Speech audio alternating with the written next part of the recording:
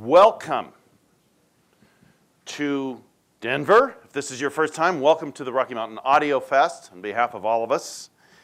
I appreciate you all taking the time to come in here and talk about this topic this morning. Let me tell you a little bit about myself. First off, notice our name and notice our location. Okay, we are the Soundsmith in Johns Creek, Georgia. We don't have anything to do with Soundsmith in upstate New York. I have a high degree of respect for Peter and his associates and what they do. But honestly, we had our name registered with the state of Georgia and the county in which we do business years before I ever became aware of Soundsmith without the in upstate New York. So we're separate, totally separate, and we're not trying to get in any type of conflict. Secondly, if I mention a product here or publication or anything, I'm not necessarily endorsing anything. It's merely things that have worked for me. I'm not getting paid or endorsed by any of these folks. Okay, I just want to clear that up as well. A little bit about me. My wife and I have run a successful custom installation AV business in Johns Creek, Georgia, which is a suburb, northern suburb of Atlanta, for 14 years. It is my avocation. It's my hobby business, if you will. My career for the last 35 years has been in the automobile industry. I've worked on the wholesale side as well as the retail side.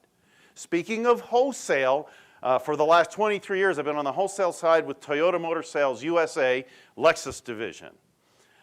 In that job, I've had at least 4 positions which have required or lend themselves to adult learning, training, and presenting, which I truly love to do, which is one of the reasons I'm doing this. Okay? It also, in the training position, I was tapped a lot of times for demoing our wonderful Mark Levinson sound system that we offer in some of the cars as, actually in all the Lexus vehicles, as an option. So that's a little bit about me. What I'd like to know is you all out there. I want to get a little bit better grasp. So how many of you would consider yourselves audiophiles? That is, you've been doing this for, say, 6 years or more. How many out there? Yeah, that's kind of what I thought. How many are new to this field, say 2 years or less? Okay, well, there's a few of those as well. Outstanding. Any dealers, retailers, distributors, any of that? Okay. Oh, a few. Okay, good, good, good. What we're going to do here is, this is going to be our primary topics. How to get the most out of every dollar you spend, okay? And how to more effectively engage your family and friends in our hobby. I'm not going to spend a lot of time on setup tips and stuff like that. You have ample opportunity to attend other seminars within this event that will help you do that, and I highly, highly recommend that you do that. I'm going to be there. We can never learn too much, right? So I recommend that you do that. This is going to be more of a macro view, an overview of it. So if this is what you came for, great. If not, you feel free to leave at any time. You won't offend me, okay? We're going to start by busting a few myths, okay? How often have you heard that, right? Is that true? Sometimes. Sometimes not. If you think that it's true, take a look at some of the vintage gear on eBay and how much money it's bringing. Try finding a 70s vintage Marantz receiver. See what you pay. Or Kenwood, or Yamaha. Okay? So, new is not necessarily better, and I'm going to show you an example of that in a little bit. The young lady that was just talking to me earlier, is she here? No, they must have left. But I'm going to use her comments, though. How many times have you heard this? Right? Okay? I love these people. They're the first to fall that think we're crazy, right? There's no difference. What are you talking about, compressed files? What the heck does that mean, right? And come on, guys. If you really, really want to figure out what's out there, you have to put non-audio files, just some people in a room that really don't know what's going on, and do A/B tests and see what they think, right? Right? Let me ask you this, if you think that makes sense. Let's just say you were going to go buy a new luxury sports sedan. And you decided, you just did a little research, and you decided you'd narrowed it down to a Lexus GS, an Audi A6, and a BMW 5 Series.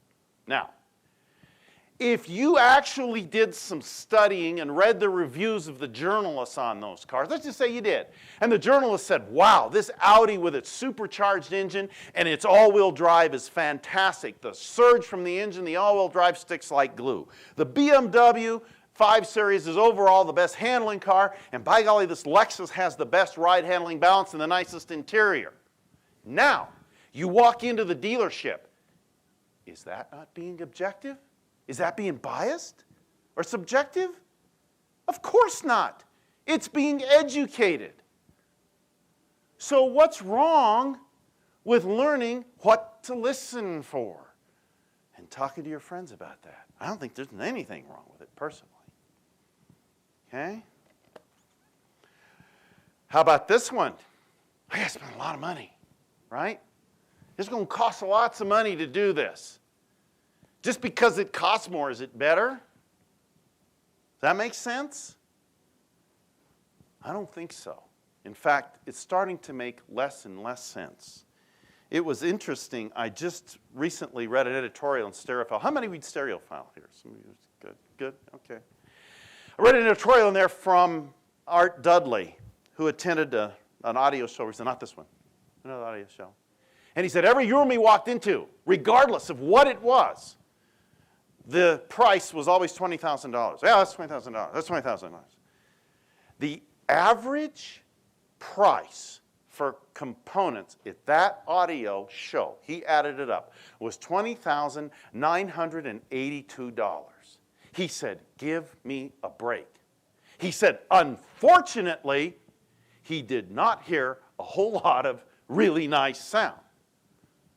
So people are taking mass market stuff and putting pretty outside cases on it and extracting a lot of money for it, according to him. And I tend to agree with him. I can guarantee you that's going on in the luxury car business. A lot of this stuff crosses over. And I can tell you of a luxury car manufacturer, I won't mention them now, but with whom I have had experience, that's doing exactly that. And they continue to extract a lot of money because they make really, really pretty cars, but underneath, guess what? They're mass market. But anyway, see me afterwards if you want to know who that is. What did your Uncle Ernie say? You get what you pay for, right? Is that true? Want a little story? Sometimes you do. Sometimes you get more. Sometimes you get a whole lot less. Anybody here been to a big box retailer recently? Yeah, probably have. You know how that works? Let me tell you what happened to one of my clients. A couple years ago, called me up and said, hey, I got a new TV. I want to get a new receiver, and I want to run everything through and make it work right. I said, okay, no problem. So I counseled him on what kind of a TV to buy, and because I do video as well. I'm a video file. I like things calibrated, set up right. I said, buy this, you'll like it. And I put him on the elevator a little bit with his TV. That's an auto industry term, by the way. Put him on the elevator. You had that happen to you, I'm sure. And he did, and he really, really liked it. So I got over there to hook everything up. And he said, hey, I got a really good deal on this Blu-ray player. Look at this, I paid 99 bucks for it. I said, wow, that's fantastic. And it was the same model that I had purchased 3 months earlier for $135 with a rebate on sale. So I said, man, that's a great buy. And he said, oh, and they sold me these cables with it. I said, well, how much were the cables? And he said, $52 a piece. I looked at them. They were AR standard 1 meter HDMI cables. You guys know. $52 a piece. I looked at him, I said, Sandy, With all due respect, these are $4 cables. He looked at me and said, "You're kidding." I said, "No, I am not kidding." I said, "We sell an equivalent cable, probably a little better, but an equivalent cable for $7.95 each." I said, "My cost, I'm going to be honest with you, is about $5, including shipping." I said, "Their cost was probably even less because they buy carloads of them." I said, "They sold you a Blu-ray player at cost, maybe a little below cost, but made up for it on these cables. And I can't even use them because they're too short for your system." So I said, "You're going to make them mad when you take these back, but you're going to need to take them back." He said, "I will." So I showed him my cable. Instead of 28 gauge regular old copper, which doesn't work fine for one, his was a little longer. I had an HDMI cable, which was 24 gauge, the main two cables 22 gauge, copper dipped in silver, the kind that the big box retailers might sell for $100, $27.95. Guess what? He was elated. So you get what you pay for? Maybe not. Okay? If it's popular, it must be good, right? How many of you are wasting time with Pandora and stuff like that? How many? Admit it. Okay? Why? Why? Why do you mess with that stuff if you're an audiophile? I ask people this all the time. Okay? If you want, we drive this industry to better stuff. Okay? If you want Pandora to get better, stop using them. Vote with your dollars and tell your friends the same thing. There are other services out there that offer similar things at a whole lot better resolution. One of them is Spotify. And I'm not getting any endorsements from any of these folks, okay? So try that. Even Pandora's so-called premium service, give me a frigging break, is 192 kilobits. Is that ever, regardless of how many tube preamps you run it through, ever going to be high-end sound? Answer, no. Enough there. More is always better. This has more watts. Really? Whoopee. What are watts? That's what does the work, or that's what's supposed to. Watts over time is work. But how do we get watts? I used to teach basic electrical, okay? So let me give you just a little bit of Ohm's law here. Pressure applied, which in electricity is voltage, times current flow, which is amperage, equals watts. Now think of it as your garden hose. The pressure coming out pushes the water out. The flow is how much comes out. And that's what's going to do the work, okay?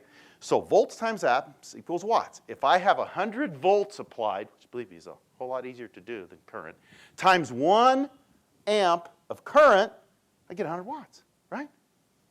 Or I can buy an amp with a better power supply that has 20 volts, but 5 amps of current for 100 watts. Now I know this is a terrible oversimplification for some of you, but it makes the point. Which one do you think is going to do more work? Which one do you think is going to drive those tough-to-drive tire speakers in your listening room? Okay? Guys, we got to wake up. If you haven't noticed, the director and organizer of this wonderful event is a dedicated, accomplished, professional, and engaged audiophile who happens to be a woman. Can anybody say, duh? It's time to wake up. That's all I'll say. No, it's not. I'm going to get to more of that later. All right, how do we develop an AV system roadmap? I like this term. This came from Jim Smith. I forgot his book. You need to get that book if you don't buy anything else. It's called Get Better Sound. And it's a book of tips. It's like 200 and some odd tips. And I've got it on my resource guide here. I've got a few of these, the resource guide here, things to which I refer. And one of them is his book. I got a lot of these things. This is one of his terms. I like this term rather than blueprint. I don't know about you, but if I look at blueprints, I can't imagine what it's going to look like. I like roadmap because I'm on my way there. I know where I want to go, and I can stop along the way. Okay? So that's what we're going to do. Okay? Always, always remember to keep the main thing the main thing. Now, this sounds terribly simplistic and perhaps a bit trite, but you need to remember that. Don't get distracted by this other stuff. There's so much stuff and chatter and information going on around us now. It tears us away from the main thing. Why do you have a music system? You want to just listen to background sounds? Or you want to actively listen to music? Okay? I have these clients that come, I want music all over the house. Why? Why do you want to do that? Well, I don't know. One quick story. One of our neighbors engaged me to finish setting up her AV system. Someone tried and made a mess, and that was one of our little niches is I like going in and cleaning up after hacks, okay? So I went in there, and she had two systems, and she said, well, I want you to work on the basement system. Okay, and she had a nice flat panel monitor and some decent speakers and a halfway decent receiver, so forth and so on. But behind where their viewing area and listening area was a pool table, and there's two holes in the ceiling and 16-gauge in-wall speaker cable hanging down. So what are these here for? Oh, I need you to install some speakers back here. I said, why?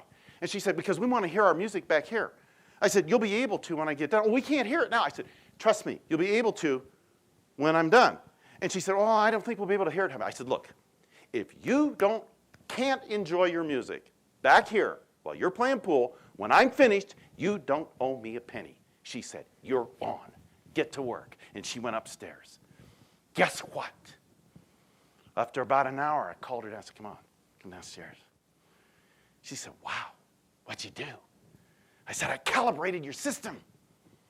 She said, this is fabulous. You're right. What am I going to do with these holes in the ceiling? I said, plug them up.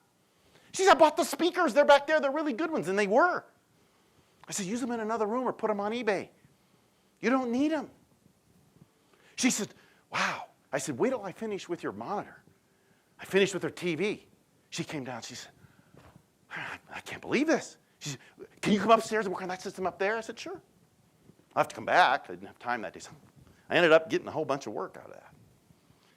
What are you trying to change? What's your system not doing if it's not doing something, okay? When should you consider changing or upgrading your system? Is it justifiable? Okay? How about doing something first instead of just going to buy something? Avoid audiophilia nervosa. Anybody have that syndrome here? This is the, oh, he admits it. This is the syndrome that seems to attack middle-aged, primarily married males. This is what I've noticed, and it's this syndrome where you constantly feel the urge to change something, whether or not it's an upgrade. So avoid this, okay? I forgot to mention, I have my family here, just in case. My lovely wife, raise your hand, Beverly, who I couldn't do this without her. And my cousin Juan, who happens to live here, he lived in Atlanta for a little while when he was in job transition, but he and his family live here. And his family's doing other things, but he came here today just to kind of support me, just in case nobody else came. So you have two people here. So anyway, how else? If you don't get things right in your system now, how else will you know if your change was truly an upgrade? What does that mean? Let me tell you. In my business, we used to have, this is like 15 years ago, 17 years ago, when we first went on to laptops in our industry, in our company, we had a little IT guy. And he'd come around and say, I need your computer, I'm going to do an upgrade. Well, after about 4 of these, every one he did made my computer slower and more onerously complex to operate. So it was about the 5th time, somebody's shaking their head, about the 5th time He came back and he said, I need your computer for about 15 minutes. I said, why? He said, I'm going to do an upgrade. I said, well, you haven't yet. He said, what are you talking about? I said, you made changes that made my computer more onerously complex to operate and slower. They were not upgrades. What makes me think this fifth one's going to be an upgrade? And he looked at me and I said, in fact, my computer is doing everything it needs to do for my job now. Leave it alone and go mess with someone else's computer. And he walked out of my office. And I didn't see him again for months. That's what I'm talking about, okay? Have you completely maximized the potential of your gear? What about the room? You done anything with the room? Get Jim Smith's book. He talks about how to set up your speakers properly in your listening chair and all of that stuff. And then I learned some of this just from that and other literature. One of the things I do, I'm a process consultant now. That's what I do for the Lexus division. And we're working with a number of dealers that want to improve themselves and we apply different processes. We have 10 principles that can apply whether you're on the factory floor, delivering a car in the showroom, in the workshop, in a hospital, or remodeling your kitchen. Doesn't matter. It applies to the gear, and it's called 5S. Sort, sweep, scrub. System I standardize. I changed it to 4S for this. I left off standardize. You want to sort, sweep, and scrub. Sort out stuff, particularly your cables. Sweep, clean every connection. Make sure everything is right. Scrub, if necessary. Scrub might mean getting rid of extraneous stuff that's sitting on top of it. Okay? And then systemize. Make it a system. Make it work like a system. Pay attention to basic room acoustics, speaker alignment, cables, AC power division. Before you spend $150 on a power cable or triple digits or more on a so-called power conditioner, be careful there. It might make sense to hire an electrician to come and wire a dedicated 20-amp circuit directly to your system. I recently had this done to my home cinema system and to my listening room for my 2-channel audio system. This will make a better, more lasting, and more noticeable difference than any $500 or less power cable I can think of. Really, if you don't already have this. Because you're eliminating other stuff on the circuit, whatever it happens to be, that puts noise in the circuit. I was quite frankly surprised at it. Now, is it a night and day difference? No. Is it significant and noticeable? Yes. So think about that before you go spending money. And speaking about power conditioners, and I know I'm going to get some emails and probably some, whatever on this, but power conditioners, some of them appear to work because they're limiting current. And if they limit current to your amplifier, what that's going to do is reduce the dynamic range. So it might sound sweeter until you start listening. You say, wait a minute, I'm not hearing everything now. So some pricey power conditioners do that. Some rather inexpensive power conditioners work a whole lot better. That's been my experience. What are you going to keep? You got to decide that. Set a budget. Whether upgrading or starting from... Keep the main thing. What? The main thing. Watch the priorities. Should I consider pre-owned? Yeah. What's a good source for pre-owned gear? Anybody know in here? Absolutely. Thank you. And Videogone. They're here. Go see them. They're here. What's that? Audiogone. Audio with a G-O-N. Audiogone.com and Videogone. It's on my, my little resource guide here. Okay? Audiogone and Videogone. Excellent source for pre-owned gear. I purchased some stuff. I've sold some stuff on there, and I purchased some stuff on there. You can mess around with eBay, but eBay there's so much chatter and so much stuff there. You'll spend hours poking through it. You can get closer more quickly on Audiogone. Okay? How much is too much? What's a good balance? What about diminishing returns? Okay? My wife hits me with this a lot. She's, we got this little system that's $650, and you got this other system that was $6,500, and you know, there's definitely a difference, but is it 10 times better? No. That's what happens. I relate it to automobiles as well. And this, I'm talking to people about it, you know, a Hyundai Accent will get you to work and back, right? It's a decent vehicle for 15 grand. Doesn't have a whole lot of bells and whistles, but it's a decent vehicle. Now, a Lexus LS represents value in the luxury car sedan market as well. A Lexus LS is available, at least, with virtually every luxury amenity available, known to exist, and is an absolutely wonderful car and is a value in the luxury car market. And I asked people, I said, well, do you really think an LS is worth 4 times the price of a Hyundai Accent? And most people in the industry say, yeah, probably is. It probably is. When you consider the value and what they do, it probably is. Okay, good. Now, a Bentley Arnage T is a wonderful car. It's beautiful. A lot of it's handmade, okay? It's at least a nicer car than a Lexus LS. Is a Bentley Arnage T worth 4 times the price of a Lexus LS? And most people say, no way! That's what happens. Happens in here too. One of the things we talk about, too, on these principles is a term, Japanese term. It's called Genchi Genbutsu. And that means go look and see for yourself. So I just expanded it a little bit. Go look and see and hear. You have ample opportunity at this event, even if you're just here for one day. Go do it. Don't waste your opportunities. Okay? All right.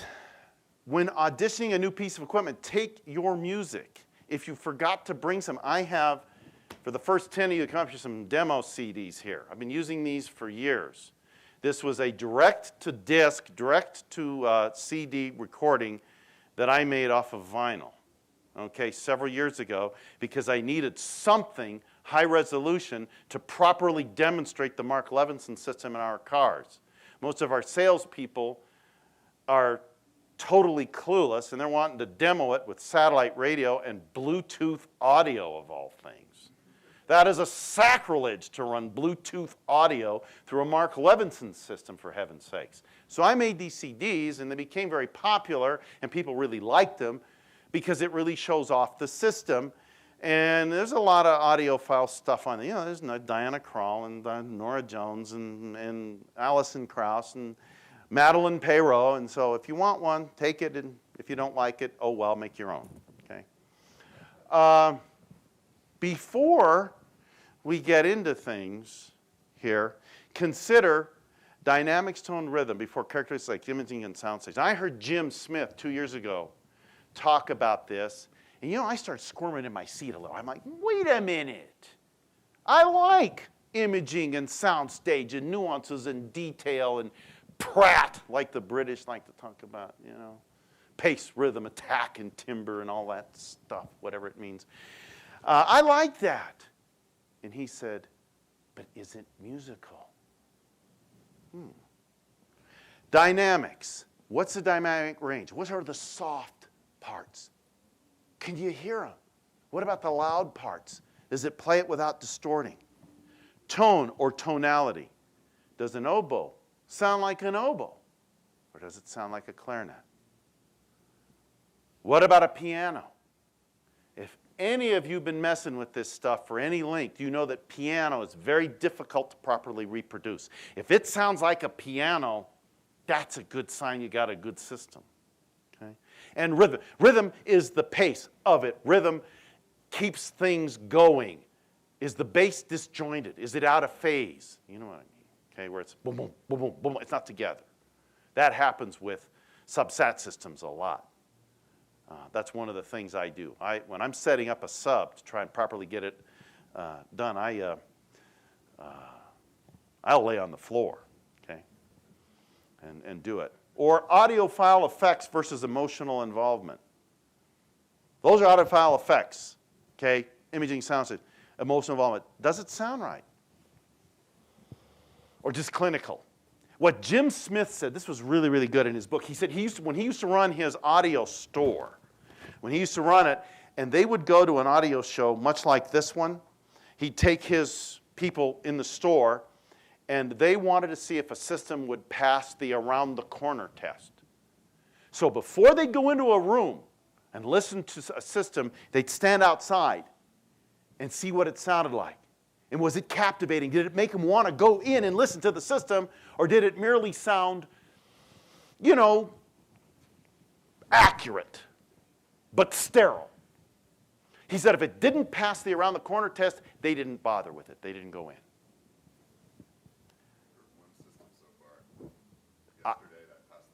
Passed it? Yeah. I heard one system last night here, and I ain't going to tell you which one. Even if you hold me down and beat me, I won't, because you do it for yourself. But I heard one system last night that did not pass that test. And there's at least 50 grand worth of equipment in that room. And it didn't pass. And the reason I believe it didn't pass was because of the source. But I'll leave it there. It didn't, and there's a lot. When we were here in 2010, and my wife and I were walking around in all these rooms, I bet one morning, we had listened to 5, 6, 7 systems. We were going up to a room, and we came up to this one room, and I stopped. We didn't even go in. We stopped. And I looked at her, and I said, tubes and vinyl. And we walked in, and guess what? Beautiful, don't hold me to it, but beautiful, I think it was an Oracle turntable. Spinning vinyl through tube amplification. How did I know that? Because we had heard these wonderful sounding systems that reproduced music really, really, really, really well. That system sounded like a live band in the room. That was the difference, emotional connection. And I'll get to you when we get to Q&A, okay? You're in the queue. Well, then ask right now. What is it? I was actually just going to comment on how some of the cheaper systems pass that test a lot better than some of the more expensive systems. Thank you. Thank you. But is that because they sound better, or is that because of expectations? If you go in a room and see $100,000 pair of setup and speakers, do your expectations suddenly change? I would answer yes to that. It's both. Does the system disappear? Are you transported? Is there a sense of you are there or they are here? Either one. Okay? Keep the main thing the main thing. You're developing a roadmap. Quick story. Okay? Quick story. I was here actually for our national dealer meeting, pardon me, last week. And then I left and went to a dealership in Oklahoma to talk to them about their delivery process and the processes. And they know me, so it got around to some of the new features of the car and what I thought of this and that. And somebody it was a sales meeting, and someone brought up Pandora. And while my clients are having difficulty connecting with it and whatever, and someone made the mistake of asking me what I thought. And I told them. And there was this one kid in there and said, oh. And they said, well, what would you use? I said, well, I'd use Spotify. And this one kid sitting in there, 20-something, just lit up. He didn't know me. Some of the other older guys did. He was new. He just lit up. He said, wow, I've been telling these guys that for months. I can't believe you know about Spotify. So he sat there afterwards. I'm trying to do emails and get ready for my next event and everything. And he just pumped me for all kinds of information. He said, I'm having a guy, he's a friend of mine, I'm having a guy do my whole house. That's a real caution flag. And I said, what are you doing? He said, well, I'm putting in a home cinema and I'm running speakers in all the rooms. I said, where's your speakers? He said, in the ceiling. I said, wait a minute. I said, you told me you like Spotify and you like your Sonos system and you like to listen to music. I said, right. I said, how are you going to actively listen to music through in-ceiling speakers? He said, oh, I don't know. I haven't thought about that. I said, are they in there already? Well, he's putting them in today. I said, you need to rethink this. Then I said, what about the other rooms? Oh, I don't know. He's already run the cable. So the speaker's in there? He said, no. I said, cancel that and take that same money and build you a nice 2-channel listening room. He said, wow, that's a good idea. And he's frantically taking notes on his iPad or whatever it was. And then I said, What about your video display? Where is it? Well, I've got the component. He's running all the cables through the ceiling. Another big caution. I said, how long is your HDMI cable? I said, it's 40, 50. I said, if it's more than 20 feet, it needs to be a minimum of 24 gauge and it needs to have repeaters. And he was copying all this down. I said, what kind of receiver you get? He told me. I said, what's the video processor in it? I don't know. Does it do up conversion? I don't know. And he's taking all this down. Then finally, he said, how do you know all this? I said, well, I study it all the time, and I've done it once or twice. But I was trying to help him build a map. He didn't have a map. That's what you need to do. Rather than just let somebody, I'm sure, I hope they didn't become enemies, but I'm sure that guy doesn't like me very much. But that's too darn bad. I've seen too many expensive screw-ups. I'll just leave it at that. Tweaks that make sense. Okay, cables, cleaners, conditioners, clarifiers. Okay, cables. One of my favorites is expensive power cables. Now, come on, guys. The purpose of a power cable is simply to deliver current from the grid in your house to the component to which it is attached, period. Now, if that component is an amp or preamp, you might want to shield out things like RMI and EMI, RFI and EMI, radio frequency interference, electromagnetic interference. Beyond that, that's about it. If it's an amp, you might want to make sure that it's finely stranded copper, oxygen-free, preferable, and that it's capable of delivering current, in other words, low resistance. Does it make sense to hook a $100 power cord to a $300 amp? No. Sorry, it doesn't. Not when you can build yourself a $20 power cord. I'll tell you how I did that. That'll beat most $150 power cords. It doesn't make sense. If you've got a six-figure system, go for it. Then it does. That's different. But we're talking about budget stuff in here. Is there a reason for triple-digit interconnects? I'm sorry, I don't think so.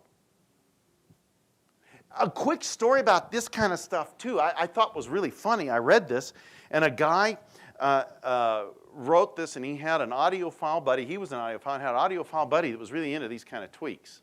And his audiophile buddy bought a new stylus for his turntable. Not cartridge, stylus, okay? And invited him over, because he wasn't too adept at that kind of stuff, so invited him over to install the new stylus. So his buddy said, I'll go in and make some martinis while you put the stylus on. So this guy decided to have some fun with him, you know? So he didn't do anything. He acted like he was cheating, didn't touch the system. So he called his friend out with the martinis, and he said, hey, we're ready. Oh, wow, good. So he put on his favorite album, and his friend starts going, oh, can you believe the dynamics? Oh, listen to that passage. Oh, I've never heard that before. You know, and he's going on like this for about 2-3 minutes, and then finally he said, I got a confession to make. What makes sense? How about cleaners and stuff? The best CD, DVD cleaner, I've been using it for 11 years. Go to your favorite store, buy some plastic lens cleaner, dilute it 50-50 with distilled water, and that's as good or better than any expensive cleaner you're going to buy, period. Now, if you want to tweak your DVDs and CDs with stuff that actually works, 2 things I'll recommend. Micro Smooth from Maple Shade, polish them, particularly if they got scratches in them. That works. And something, you finish it up with something called Optrix.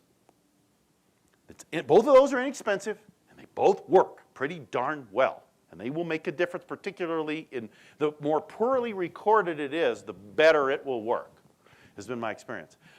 Clarifiers, these, you know, that remove static. Maple Shade used to, they don't have them anymore because they ran out of the chip that works them, but they have these little guns that shoot and remove static. Those work as well or better than anything I've ever used, and it was $38. They're on my resource guide. Smoke mirrors and miracle cures. This comes under, you know, big stones and cable risers and big blocks of wood. Again, if you've got a six-figure system, that kind of stuff might make sense. But I have, to date, never heard that stuff make even a significant difference in anything. Most of it's barely noticeable. So where could I spend the money in the system that would get me more? That's what you have to ask. This is my home system. We recently did our kitchen, so I had the planners plan in a place for a system. We spent a lot of time in our kitchen, so I said I'd put a system in there. Okay? Now, let's start with the speakers up there. They kind of look like B&Ws, don't they? They're not. They're a knockoff. They're a Chinese knockoff. They've got a trapezoidal-shaped cabinet, and yes, that is real cherry veneer on them. Four-way binding posts, really, really, really nice binding posts. You notice I got them bi-wired. Actually, almost quasi-bi-amped, because this receiver has AB speaker output. So they were $295 the pair. And yes, those are real Kevlar woofers.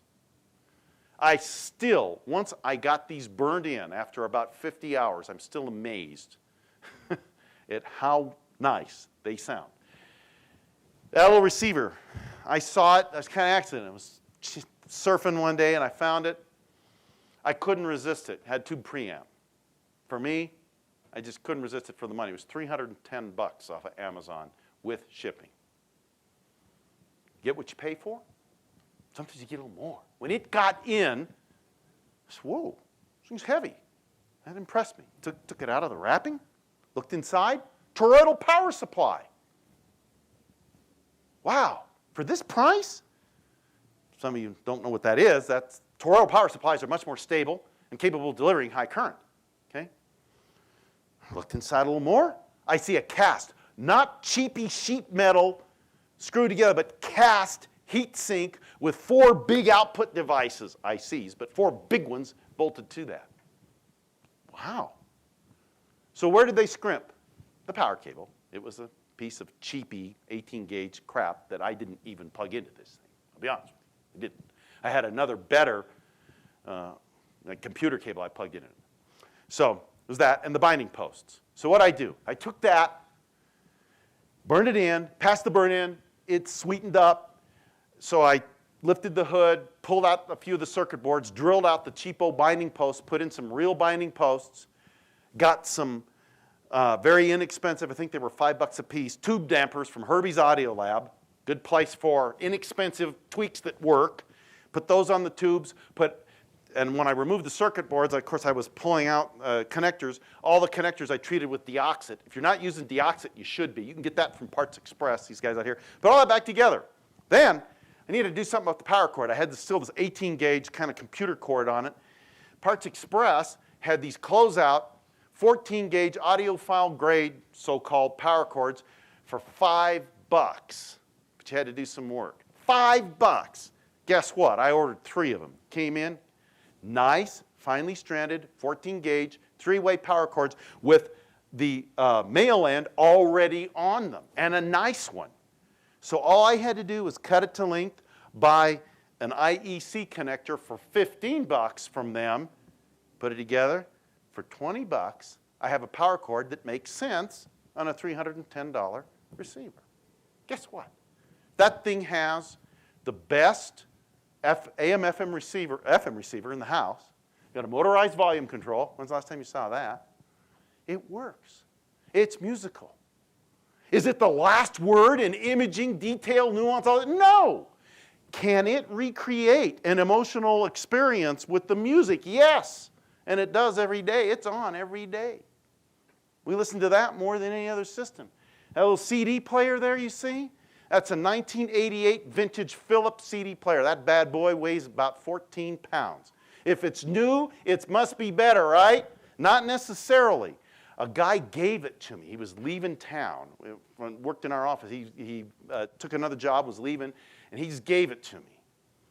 He'd bought it new. So I let it sit in the basement for a while, and last fall I decided to take it apart. That thing has more circuit boards in it than a flat panel TV. I took it all apart, had circuit boards all over the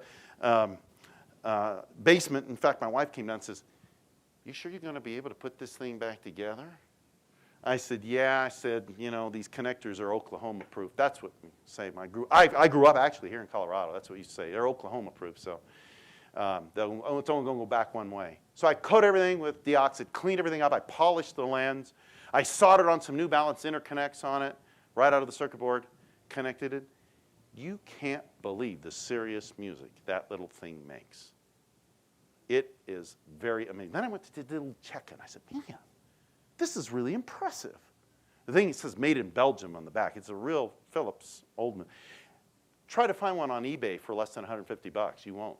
There's some kind of cult following with them, which impressed me as well. So for about $650, including cables, I've got a system that I will put up against anything in this building up to and including 2,500 bucks. That's my challenge. How about that? You might think I'm a John Wooden fan. I'm not really, or a basketball fan, but I just like his quotes. So, is vinyl better? I don't know, you tell me. I do a little DJing on the side, too. Every time I do, people come up, particularly 20-somethings, and want to go through my collection. I do mostly vinyl, a little digital, mostly vinyl. 90% of those people, they come up and say, "Your music is so clear. How come?" And they go, "Well, you're playing records." I said, "You just answered your own question." And most of those people, 90%, are females. What do tubes do? You can't really tell about the sound of something. The job of amplifiers and receivers and whatever you're using is to get out of the way of the music. The less coloration, the better, usually. We don't hear digitally. We hear analog. Okay? We hear analog. Tubes are linear. We hear linearly, if that's a word. They produce a linear sine wave when the way they reproduce a signal. That's why most people think they sound better. Now, that said, can a solid-state system deliver that? Sure, particularly if it's running in full Class A. So if you're a solid-state guy, that's fine. Okay? I like tubes. I like the way they sound. Most people, once they hear them, they do as well. So it starts with the source. What's compression? You all know what that is. The best definition of compression I have ever heard, I heard in this room 2 years ago at this event.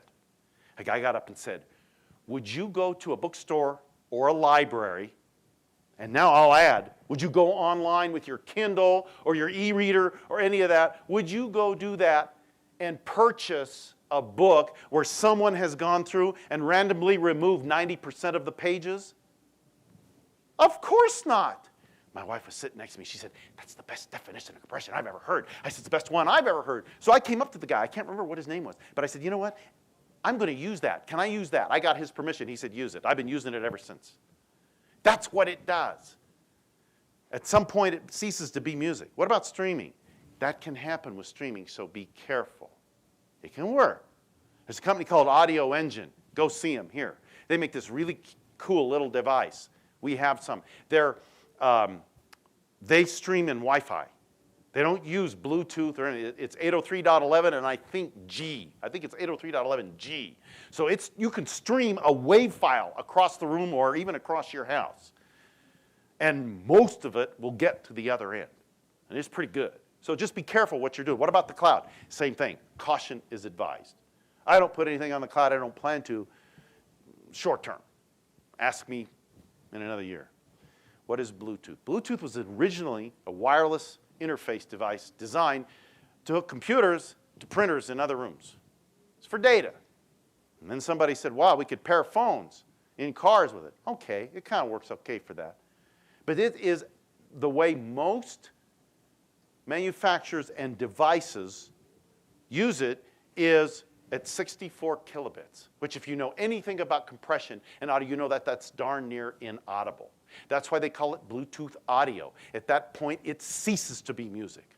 All the musicality is gone. It is not music. And yes, I do say that in front of salespeople, and they look at me, "What are you talking about?" I say, "Come on, let's go for a demo." Okay? That said, with A2DP and some of these new formats, Bluetooth has the capability of delivering 400 kilobits per second. How come we don't use it? I don't know. I don't have an answer to that. When we're listening, when was the last time you attended a concert and you were emotionally connected with the music? Okay? You remember that? How'd you feel the next day? You got to set aside time to listen to live music. You have an opportunity to do that tonight. I recommend it. My wife and I support a small symphony orchestra in Johns Creek. We're the Johns Creek Symphony Orchestra. And it's wonderful. We got to know the director and everything, and it's wonderful. You got to listen to live music to know what your music at home is supposed to sound like. Okay? And I like all kinds of music. I subscribe to the Duke Ellington theory. He says there's only two kinds of music, good and bad. And that's me, okay? Can you remember the last time you sat down and listened to an album all the way through?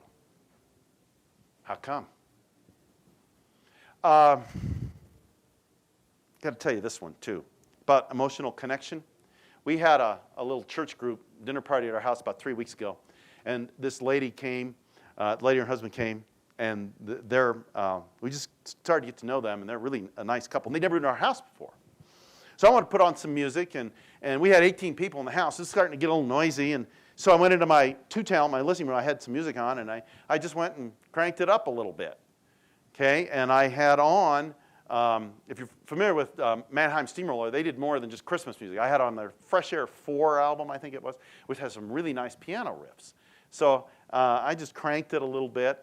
She was sitting in the dining room. Like I said, she'd never been in our house before, didn't know other rooms in the house, whatever. She's sitting there, and I cranked that up, and she turned and she said, "Who's playing the piano?" She didn't say, "Wow, that sounds nice," or "Ooh, that's nice music." She said, who's playing the piano?" That's what she said. I said, "Martha, we don't have a piano. That's a recording." She said, "Wow. That's an emotional connection. That passed the around the corner test." That made me feel really good as an audiophile, I got to tell you. But we won't go there, okay? Listening, active listening takes effort. Don't dumb it down with mobile apps, games, stuff like that. Don't let restless listening become careless listening, okay? There is a therapeutic value. We absolutely, this was the topic of the panel discussion last night. We absolutely have to do this. From the Carbons, a demo's worth 1,000 words. I can stand up here and talk to you all day about how wonderfully a new Lexus GS drives. What's the best thing I can do? Absolutely. Give you a couple of tips, throw you the keys. Let's go for a drive. Ever do that with your friends?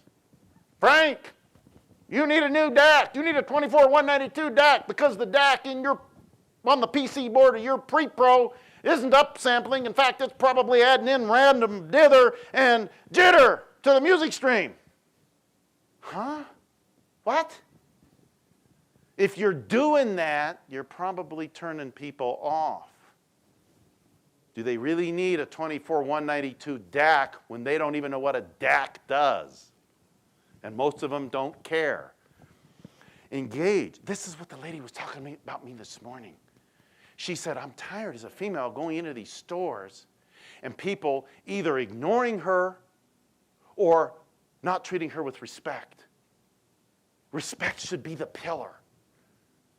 She said, "I want to buy this stuff. I love music. I'm not as geeky, but instead of helping me, they're smug and arrogant." And I have run into that.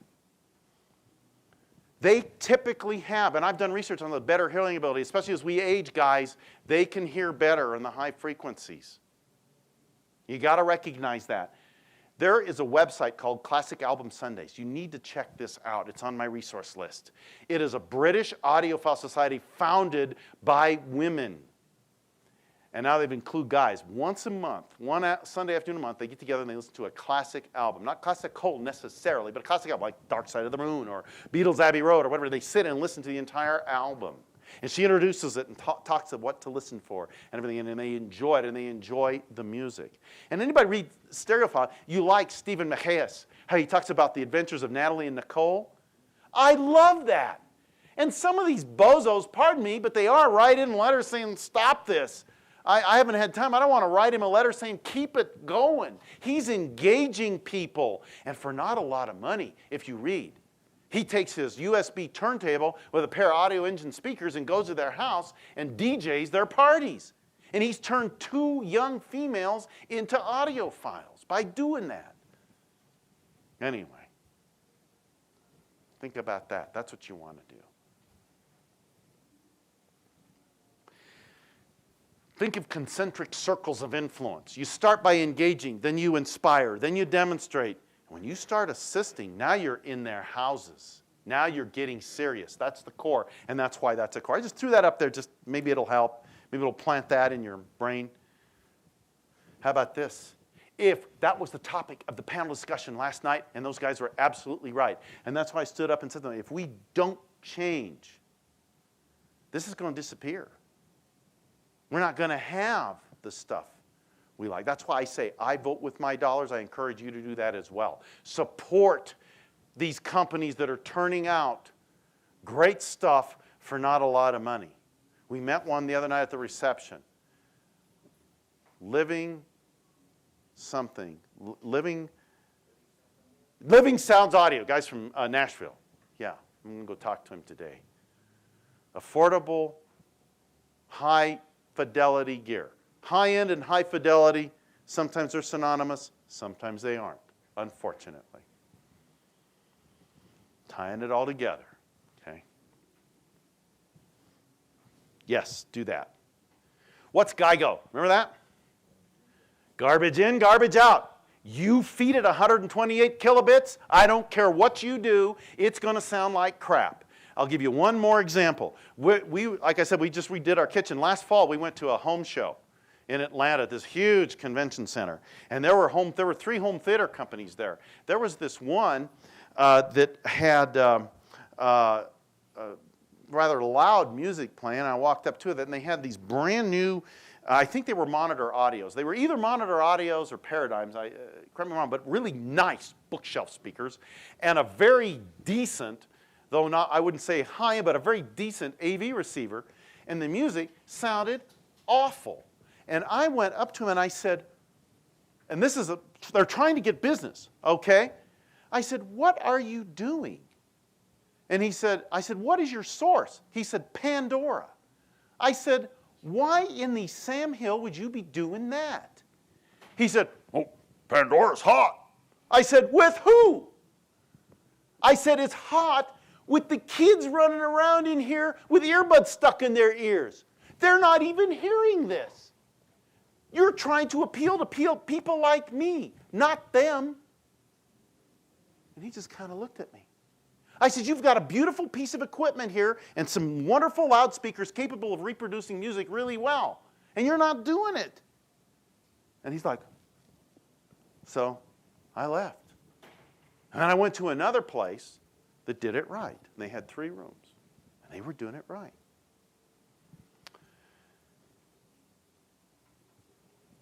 My challenge to you, I don't know, how many people are in here? About 25 people?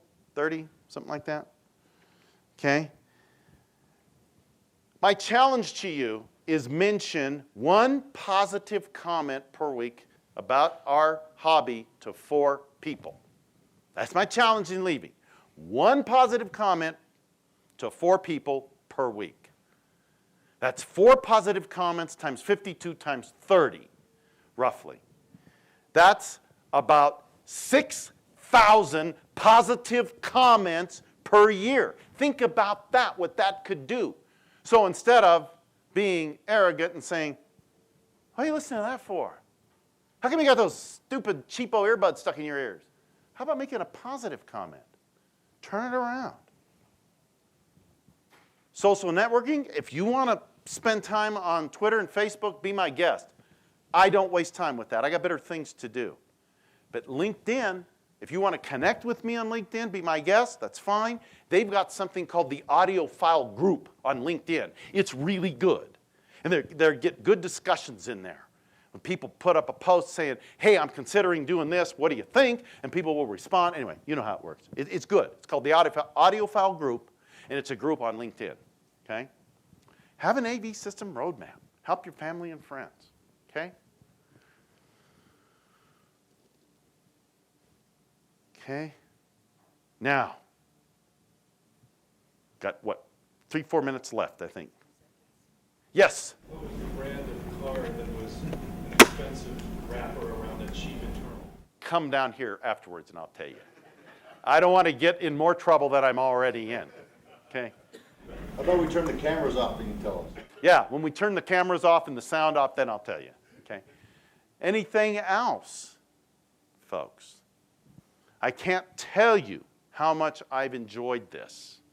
I really have, and I hope it's been beneficial to all of you. Again, I have 10 of my CDs. Yes? What does a video file pertain to? Because I haven't seen much as far as high-end, quote, video reproduction. It really isn't when you've got HD. What happens to me, I walk into people's houses and they're paying for HD and they don't have it. Once I cable the stuff correctly and calibrate it, they just freak out and say, wow, that's what it is. So what you're looking for is a display that can do it properly. And if it's at 42 inches above, don't waste your time. Buy a plasma. I can't tell you how many times I've told people that. Don't mess with the other stuff. I've calibrated and set up every technology out there in most brands. Buy a plasma. And then calibrate it properly, and you will have a display that also will create involvement when you're watching your movies. Okay? Anything else? Yes? There's this thing that goes off in the back of your head that goes, that looks like real life. Yeah. And it's a night and day difference. It when absolutely that thing goes off in the back of your head. It absolutely is. I could tell you some story about that, but I'm out of time. So, I guess, thank you very much, folks. I appreciate it.